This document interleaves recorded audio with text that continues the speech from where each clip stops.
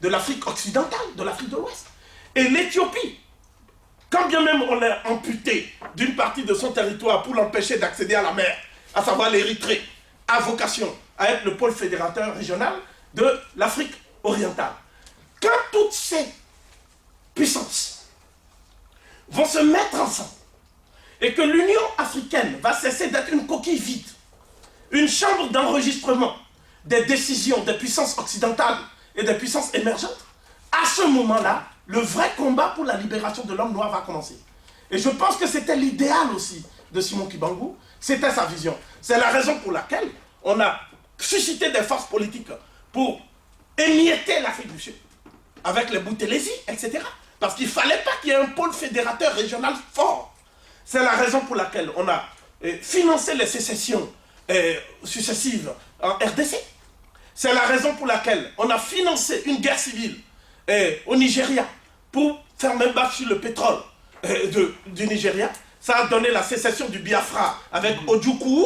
C'est la raison pour laquelle on a fait de même pour l'Éthiopie, en faisant que l'Érythrée, tous ces pays-là disent qu'ils sont souverains, alors qu'on sait très bien que ces pays ne peuvent pas exercer la souveraineté internationale, faute d'une réelle politique de sécurité, de défense, etc. Donc la vision de Simon Kibangu n'est pas seulement une vision spirituelle, il faut l'actualiser au plan même des luttes pour les droits humains, les droits de l'homme, les droits de la femme congolaise, et il faut l'actualiser au niveau de ce que j'appellerais toute l'Afrique et le monde noir en général. Aux États-Unis, il y a un institut, Simon Kibangu, qui fait des études. Tous les documents dont nous avons fait état proviennent pour l'essentiel de ces sources. Et ces documents sont inconnus même de l'élite congolaise. Donc je pense que ce paradoxe-là, il faudrait sortir de ce piège mortel et que le colonialisme et l'impérialisme de l'Occident nous imposent. Et en ce faisant, il faut renouveler les hommes politiques. Il faut renouveler nos dirigeants. Il faut des dirigeants qui soient à l'image de l'homme africain tel que nous l'imaginons et nous rêvons. Que des dirigeants qui soient au service de leur population et non pas au service de leurs propres intérêts et de leur propre clan. Je pense que c'est une façon d'introduire le débat, nul doute qu'il y aura d'autres idées, d'autres perspectives, et qu'il y aura même un débat, un échange contradictoire, et c'est tout le souhait de cette introduction. J'avais dit à mes jeunes frères que je serais un peu polémiste, et que ceux qui n'ont pas l'habitude de ce style de discussion, il faudrait que d'avance, ils les rassurent en disant que c'est parce que c'est la figure de Papa Simon Kibangu qui nous met dans cet état-là. Et je voudrais vous demander aujourd'hui de travailler ensemble, tous les fils de la RDC, quelles que soient vos appartenances ethniques, quelle que soit votre carrière professionnelle, votre diplôme, etc., pour le bien et le relèvement de votre peuple. Voilà, je vous remercie. Merci.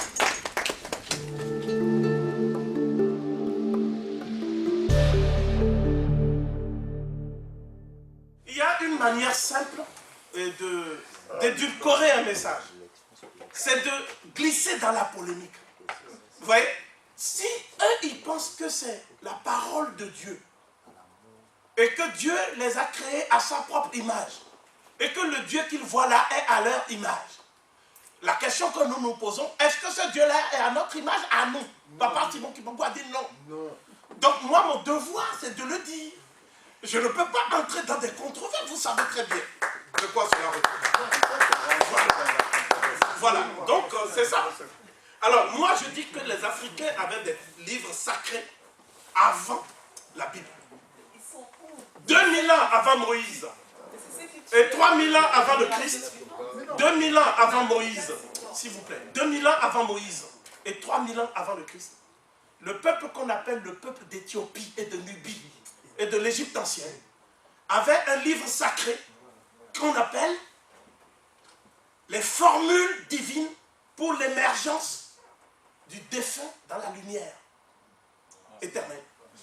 Et que les Blancs appellent le livre des morts parce qu'ils ont imposé que c'est le livre maudit après avoir pillé tout dans ce livre-là.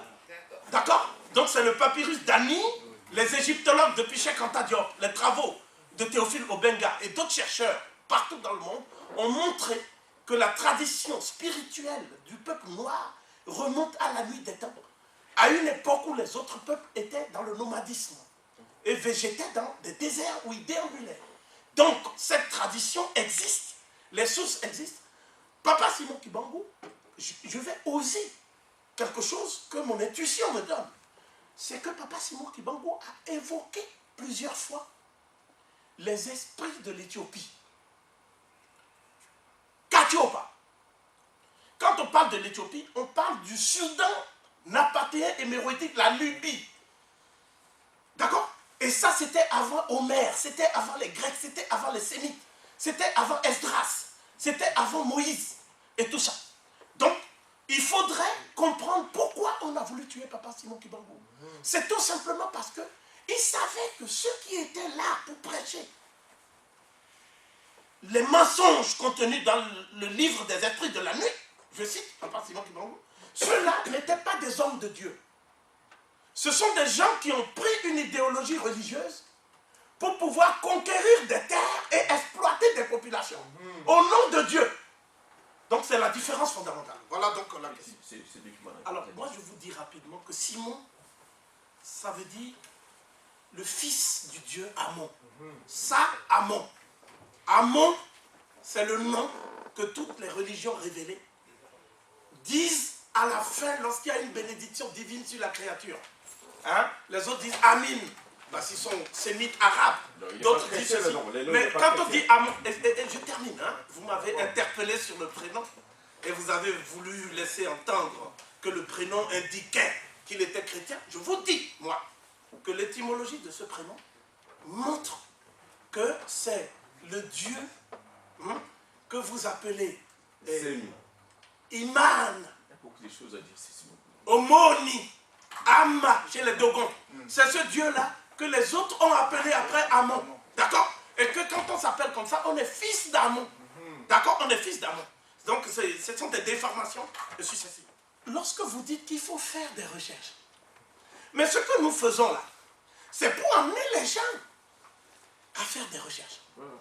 À être effleurés par le doute méthodique, au lieu de mentir et de colporter des sommes d'erreurs et de mensonges de génération en génération aux Africains. Nous demandons, c'est pour ça que nous parlons de la réhabilitation de la mémoire de Simon Kibangu, dans le sens d'investigation poussée et de recherche. Le fait qu'on me dise que dans la région où il est né, hein, il y avait des missionnaires, etc., ne veut pas dire que Nkamba n'était pas le sanctuaire aussi du peuple bantou qui défendait ses propres dieux. C'était le sanctuaire de Nzambé, là-bas. C'était pas... Les missionnaires sont venus après. Tous les missionnaires dont vous parlez. D'abord, je vais donner deux éléments chronologiques déterminants. Premièrement, c'est le 23 juin 1441 que les Portugais ont fait un rapt sur des Noirs et les ont emmenés à la cour du Portugal.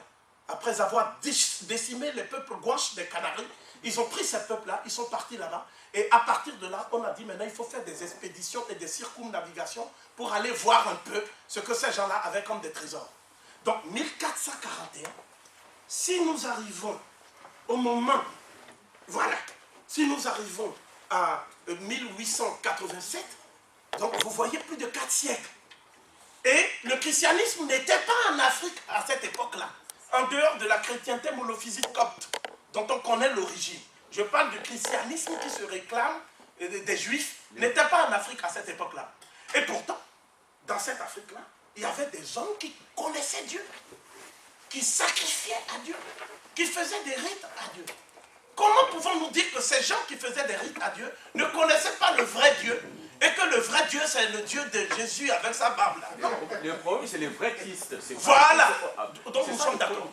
Nous sommes d'accord. Ouais. Je vais rajouter quelque chose. Voilà. La chrétienté, telle que vous la lisez, sert de support aux idéaux des Occidentaux. Le message de Christ n'était pas chrétien. Il était christique.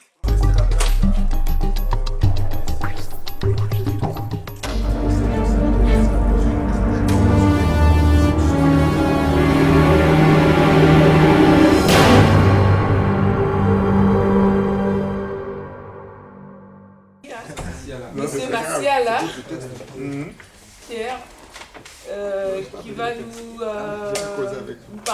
décolonisation et de l'indépendance. Ma gratitude à tout le monde. Le sujet dont nous allons parler aujourd'hui est assez complexe. Pourquoi complexe? Parce que quand on parle de la décolonisation, les Africains, eux, entendent l'indépendance. En 1848, quand Eisenhower, De Gaulle, Churchill, et le père Nikita Khrouchtchev ont commencé à réfléchir sur les processus à mettre en marche. Parce qu'en Afrique, il y avait des velléités indépendantistes qui se réveillaient. Ils ont tout simplement joué sur les mots. Même aujourd'hui, quand on nous entend là, les gens fêtent les indépendances. Mais quand vous considérez ces indépendances en question, vous vous rendez compte que les coquilles, ce sont des coquilles vides. On a basculé avec des notions comme le néocolonialisme. Si ces genres de concepts ont été inventés, c'était quelque part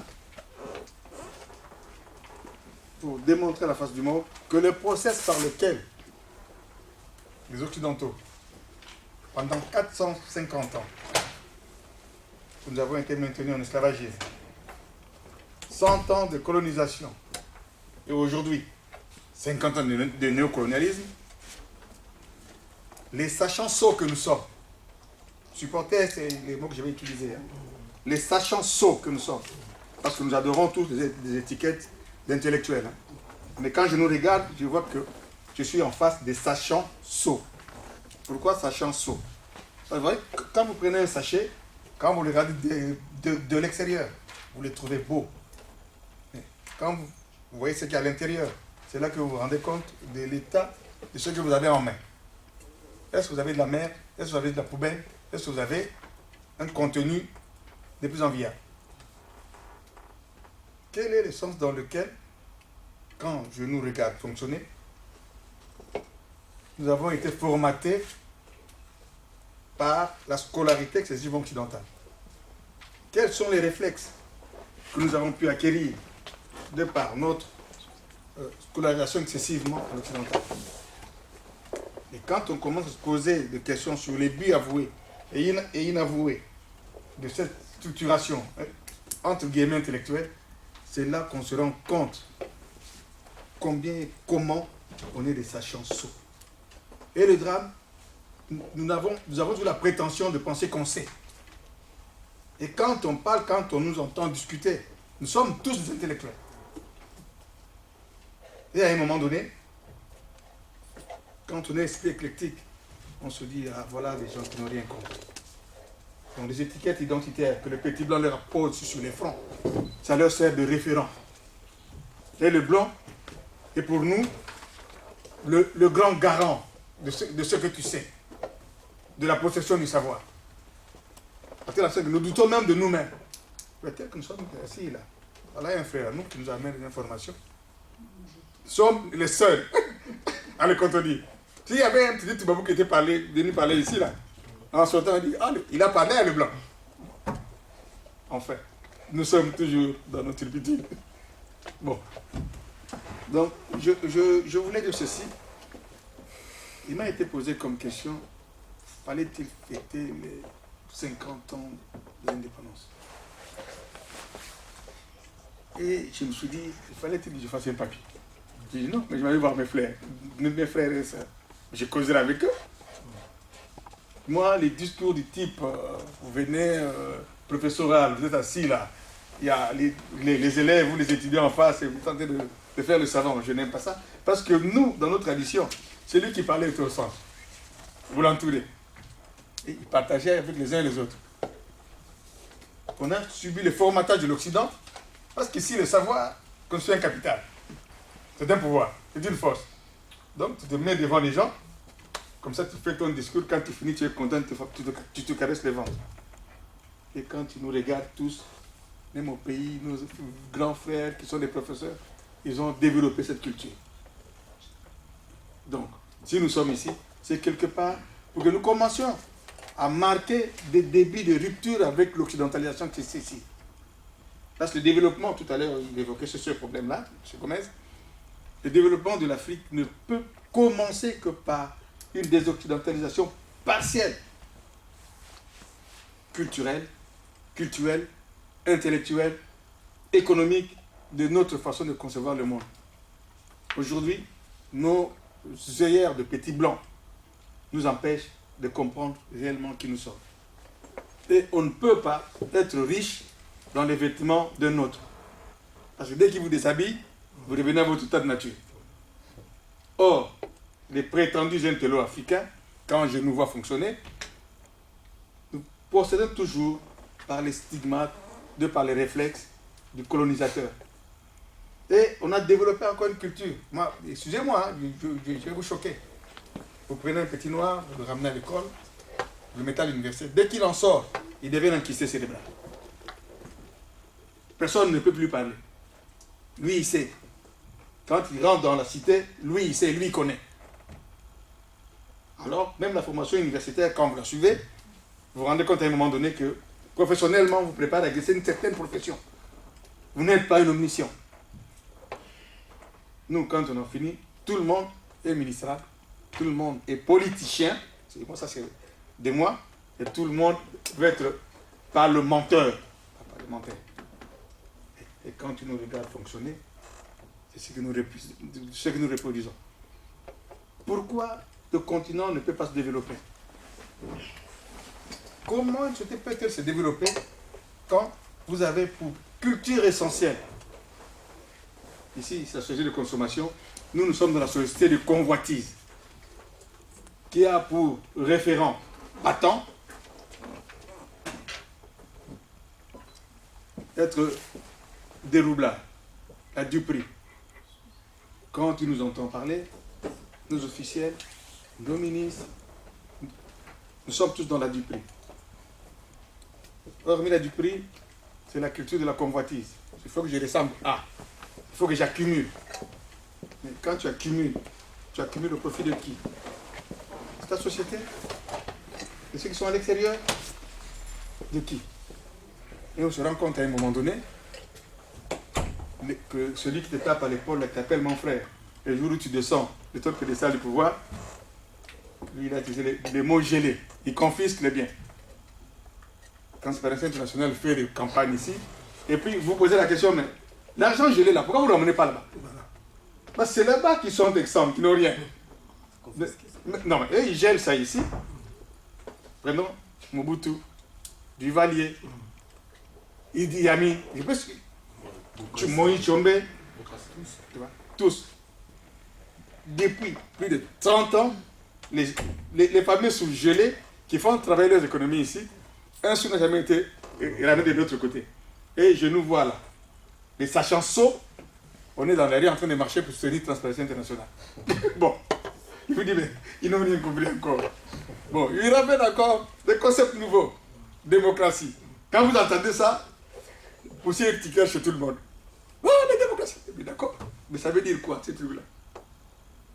Attrapez les gens, posez la question, ça veut dire quoi? C'est quoi son contenu? Comment s'observer? Tu verras qu'en Belgique, ce n'est pas comme en France. En France, ce n'est pas comme aux États-Unis. La démocratie anglaise n'est pas comme la démocratie américaine. Mais alors, vous parlez de quoi? Le continent là-bas, à feu et à sang. Les gens, pour la quête du pouvoir, ils préfèrent tuer père et mère, les frères, l'essentiel. On a dit le mot démocratie. Ils ont écouté à la radio, c'est leur discours. Je pose la question encore bien compris. Le problème se pose chez nous, c'est un problème de souveraineté nationale. Combien de gens en parlent? Quel est l'État aujourd'hui, chez nous en Afrique noire, qu'on peut dire que c'est un pays indépendant? Donnez-le-moi. Ok, nous sommes des États dominants. Parce qu'en 1848, quand Eisenhower, De Gaulle, Churchill, Denis Lapoutière se réunissaient, ils ont développé des concepts. Les Anglais, ils ont dit, ah ben nous, on va avoir le Commonwealth. Ils ont pris tous les pays qui étaient leurs colonies, ils ont mis dans le communal. Depuis ça arrivé à ça, c'est notre précaré. Le précaré français établi. Bon, les Belges et les consorts, comme ils étaient à la traîne, bon, il fallait qu'ils se trouvent des gens qui pouvaient contrôler, assurer, parce qu'on nous a fait quoi, vous êtes indépendants. Donc, leur devoir vis-à-vis de vous, ils s'en dessaisissent, mais ils ont des droits sur vous, sur votre économie, sur la population, et consorts. Qu'est-ce qu'ils font? Par nègres interposés, c'est-à-dire nos propres frères, qui sont dans les loges, il en a fait mention, et dans les ordres. On les a mis à la tête de nos nations là-bas, et qui étaient là pour renflouer ou pérenniser le système que les colons avaient mis en place. Et quand vous les attaquez, vous dites, c'est pas nous, c'est votre propre frère. Et dans ce jeu-là, on a ramené leur religion, la chrétienté. Ah, ça c'est la meilleure. Vous prenez un livre, constitué de 67 livres chez les protestants, 68 et 66 chez les catholiques, la Vulgate romaine, comment les Romains voient Dieu. Ils vous amènent ça, vous dites la parole de Dieu. Tout le monde à genoux. Merde. Même les gens qui sont à l'université, J'ai vu des cancres, mais les Noirs c'est spécial. Dieu, pour parler à des Noirs, a besoin d'un Juif qui sort d'Israël et qui lui ramène le livre. Et quand tu regardes là-bas, comment ça a été écrit, 66, tu prends Moïse qui a écrit une partie, et quand tu commences à lire, tu découvres des choses effarantes. Et les Noirs eux-mêmes, ils brandissent ça partout. Tu regardes, tu dis, mais est-ce que ces gens-là, ils sont normaux? Et quand je nous regarde là, j'ai pitié de nous. Et quand je vois un Noir me dit qu'un intellectuel est en train de me gifler, quand je me rends compte de sa bêtise à l'état brut. Et quand je nous regarde, en train de fonctionner, on a amené un Jésus. Qui connaît réellement Jésus? Peut-être que vous êtes assis. Chez les Juifs, vous avez entendu le nom Jésus chez les Juifs, ça existe? Chez les Juifs, là. Le nom Jésus, chez les Juifs, ça existe? Peut-être commence à vérifier, tu te rends compte encore que c'est des histoires, on ne peut en finir. Mais nous-mêmes, quand vous nous regardez défendre ces choses-là, vous êtes étonnés. Le noir, soi-disant intellectualisé, est devenu le champion de la défense des choses importées qu'il ne connaît pas. Tu défends ça mieux que le Toubabou lui-même. Mieux que le Juif lui-même. Le Juif lui-même dit, non, ce type-là, Jésus, nous, on ne connaît pas. Mais toi, tu es en Afrique centrale, c'est ton point. On dit Kimbango ya bino moko, ya rodé faté, pour discuter. Ah! Vous êtes normaux. Alors quand je me regarde fonctionner, toujours des grands points d'interrogation. Tu prends nos mamans, la femme noire, la femme la plus adorable. Et là encore, la dépravation des mœurs. La légèreté affichée qu'on est en train de copier de l'Occident. Batia mon amutu. On ne peut plus dire quoi que ce soit. Non, tout le monde veut. Batia mon amutu. Alors maintenant, tu regardes, on ne parle de développement, souveraineté nationale. Mais avec quel type de personnes on va bâtir ça? Avec des gens eux-mêmes qui ne se connaissent pas, qui ne connaissent pas leurs propres valeurs. Quand ils voient un blanc, le discours du blanc, il est à genoux. Puis vous êtes étonnés, Kabila arrive, il est en train de rentrer avec les gens. Vous savez, chez les Congo, ou les Bantous, les poutres à maman, c'est quoi? Sacré. Hein? Le pain de la maman, c'est sacré. Nos mamans là-bas ont mis ça par terre, les soldats rwandais passaient dessus pour entrer dans le pays. Bomi Loka. Et puis vous êtes étonné qu'il y a un petit Rwandais qui connaît rien de qui c'est qui devient votre chef d'État. Vous êtes en train de protéger. Protéger pourquoi? Mais la malédiction, vous l'avez déjà liée depuis. Parce que moi je me rappelle à une certaine époque, c'est vrai qu'on n'aimait plus Mobutu, mais les gens ont dit carrément que même un chien, Ayanaye. Encore ma chef. Et puis aujourd'hui, il nous voit choqués. Et non. Est-ce que nous avons fait la réconciliation avec nos ancêtres? Est-ce que nous avons fait la réconciliation avec nos morts?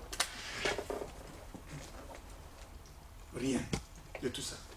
On veut parler du bilan de 50 ans. Mais de quel bilan vous allez faire? Regardez que les écoles, nous les écoles ont parté quand on était enfant. Il y avait les encriers, il y a tout. Mais va voir aujourd'hui, le petit qui va à l'école, déjà, il n'a pas mangé, il faut qu'il amène son banc sur la tête. Hein? Et vous, qui êtes dans des fonctions ministérielles, vous êtes content, vous caressez les ventres, vous roulez en 4x4. Il y a des trous partout. Et les gens, ils sont fiers. Et je me suis rendu compte que le noir, plus particulièrement le Congolais, c'est le genre de personnage qui roule dans une Mercedes immaculée. Quand il sort, il en sort, il a les pieds dans les merdes, mais il est quand même content. C'est là que je commence à me poser la question, mais quel type de gens j'ai en face? Donc une critique ontologique de nous-mêmes s'impose. Quels sont les nouveaux chefs que nous voulons avoir? Quel type de développement nous voulons conduire? Quel type de société voulons-nous bâtir? Les problèmes se situent à ce niveau-là. Or, en termes de réflexion, vous nous voyez tous, aujourd'hui quand tu vas au pays, le modèle, c'est... Ça, c'est l'Europe. Le modèle, c'est Ngana Zouana le Kabango. Ngana Zouana le Kabango. Et quand tu regardes au niveau de tout le pays, rien ne va. Or, notre pays avait vocation, selon Dieu, pas le Dieu des Juifs, selon Dieu, le Dieu de mes ancêtres, à conduire le développement de ce continent-là. Si nous sommes sur toutes ces ressources, ces richesses minières, c'est pour que l'on comprenne que nous devons être à la tête. Vous voyez, quand vous prenez le crâne humain, le squelette, je ne sais pas si vous avez, hein, vous enlevez la corne d'Érythrée, vous le grandissez de côté de la nuque, vous verrez que le continent africain ressemble à un crâne. Et vous verrez que le Congo, votre pays là, il est à ce niveau-là. Et quand Frantz Fanon disait que la gâchette, c'est vous. C'est pourquoi l'Équateur passe chez nous. Ngonga Yanzanga, au milieu Betaka, et ça chez nous. C'est l'heure où Dieu a créé l'homme. C'était chez nous. Vous voyez dans des trucs que vous ne maîtrisez pas, vous ramenez combien de autres maçonniques qui ont aujourd'hui?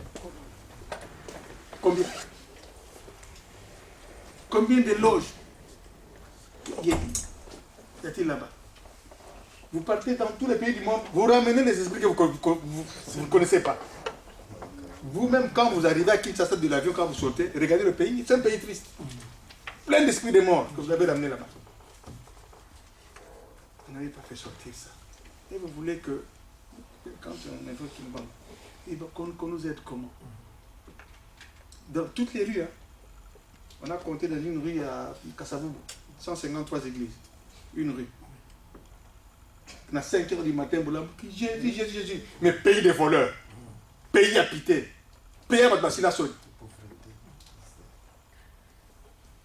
Si c'est ça Jésus, alors bravo. Hein. Je vous tire mon chapeau. Hein. Je préfère repartir voir mes ancêtres. Même si